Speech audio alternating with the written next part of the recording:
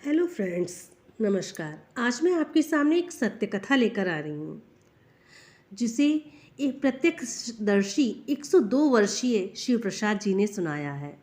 शव हट करता रहा। सचमुच बड़ी खौफनाक रात थी वह। आज से करीब 100 साल गुजर चुके हैं उस लोमहर्षक घटना को याद करते हुए। लेकिन जब भी बरसात की अंधेरी रातें आती हैं तो मुझे उस काली रात का ख्याल आ जाता है और कपकपी छूट जाती है। शिव प्रसाद के मन में छिपा भय उनके चेहरे पर उभर आया था। 102 वर्षीय शिव प्रसाद जिला रायबरेली की महाराजगंज तहसील के अंतर्गत ग्राम बंडारू का निवासी है। उसकी उम्र 102 वर्ष की है, लेकिन वह अब भी चलता फिरता है और अपना सारा कार्य अपने हाथों से करता है। लेकिन जिस घटना से शिव प्रसाद आज भी दहशत जदा है, उसका वर्णन खुद शिव प्रसाद के शब्दों में इस प्रकार है। मेरे गांव में एक बढ़ई था, दाता दीन। उसके परिवार में सिर्फ 3 ही लोग थे, वह खुद, उसकी बेटी और दामाद रामदयाल। सन तारीख तो मुझे याद नहीं है। अंग्रेजी हुकूमत थी और बरसात का मौसम था। गांव में हैजे का प्रकोप फैला हुआ था। हर दूसरे तीसरे दिन 1-2 मौतें होती थी। हट्टा कट्टा रामदयाल भी हैजे की चपेट में आ गया। शाम से उल्टी दस्त शुरू हुए तो होते होते रामदयाल चल बसा। दाता दिन के घर कोहराम मच गया। पूरा गांव मातम कुर्सी के लिए दाता दिन के दरवाजे पर इकट्ठा हो गया। वह रोज सुबह से ही मौसम खराब था। रह रहकर बूंदाबांदी हो रही थी। कफन कलश के इंतजाम में शाम हो गई। चूंकि रामदयाल सतनामी था, अतः उसके शव को जल में प्रभावित किया जाना था। शाम ढलने से पहले ही हम लोग रामदयाल का पार्थिव शरीर लेकर गोमती नदी की ओर चल पड़े। हमारे गांव से गोमती लगभग 4 कोस दूर है। वहां पहुंचते पहुंचते रात हो गई। वर्षा की हल्की हल्की बौछारें पड़ रही। शव को एक पेड़ के नीचे रखकर हम लोग सुस्ताने लगे। इस बीच पड़ोसी गांव जमनिया के लोग भी मिट्टी लेकर वहां आ गए। थकान कुछ कम होने पर हम लोग अंत्येष्टि की रस्म में लग गए। शव को नदी के जल से स्नान कराया। मृतक के मुंह में सोने का टुकड़ा डाला। पंडित जी ने मंत्र पाठ किया। फिर टिकटी में रेत के भरे 2 घड़े बांधे गए ताकि शव जल के बहाव में साफ ना बहे और पानी में आसानी से बैठ जाए। उसके पश्चात हम लोगों में 7 अच्छे तैराक पानी में उतरे। वे शव को नदी की बीच धारा में छोड़ आए। तैराकों के किनारे लौटने पर घाट पर खड़े हम लोगों ने देखा कि शव पानी में डूबने की बजाय तेजी से पानी में बहता हुआ नदी के तट की ओर आ गया।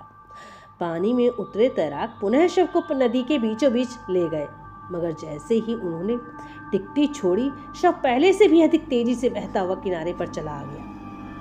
2-3 बार और प्रयास किया गया, लेकिन हर बार शव बहता हुआ नदी के तट पर आ लगता।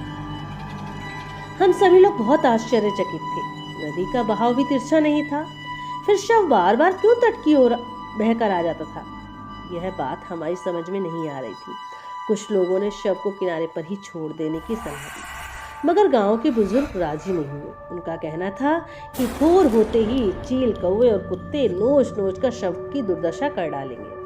बहुत सोच विचार के बाद यह तय हुआ कि टिकटी में वजन बढ़ा दिया जाए ताकि शव तुरंत पानी में डूब जाए। आनन फानन 2 घड़ों का और इंतजाम किया गया। उसमें रेत भरकर टिकटी में बांधा गया। 7 तैराकों ने शव को नदी के बीच में ले जाकर छोड़ा। इस बार शव पानी में बैठ गया।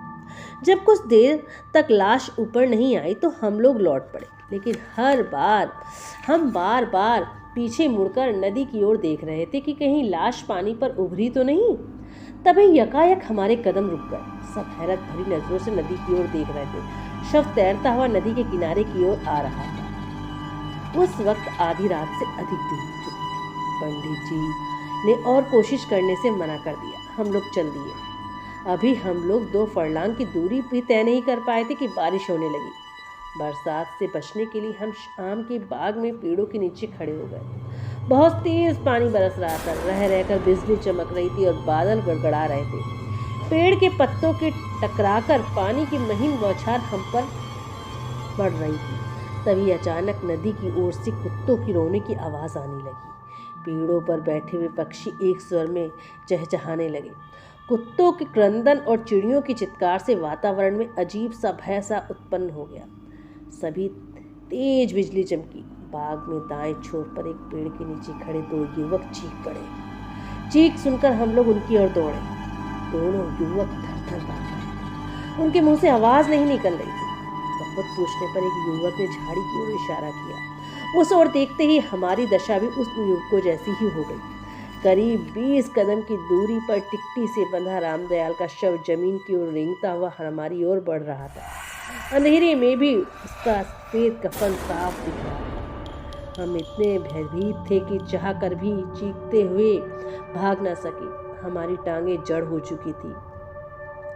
टिकटी धीरे धीरे खरखराती हुई हमारी तरफ बढ़ रही थी। ऐसा लगता था मानो अदृश्य शक्ति हमें खींच रही हो। बुजुर्गों ने हनुमान चालीसा पढ़ने को कहा। हम लोग मन ही मन हनुमान जी का नाम जपने लगे। टिकटी हमारे पैरों के पास पहुंचकर उसकी दिशा की ओर मुड़ गई। वह रेंगती हुई बाग के बाईं ओर झाड़ियों के बीच गायब हो गई। थोड़ी देर बाद पानी थम गया, लेकिन हम लोगों का इतना साहस नहीं था कि गांव वापस लौटते। सारी रात पेड़ के नीचे दुब के हम हनुमान जी का स्मरण करते रहे।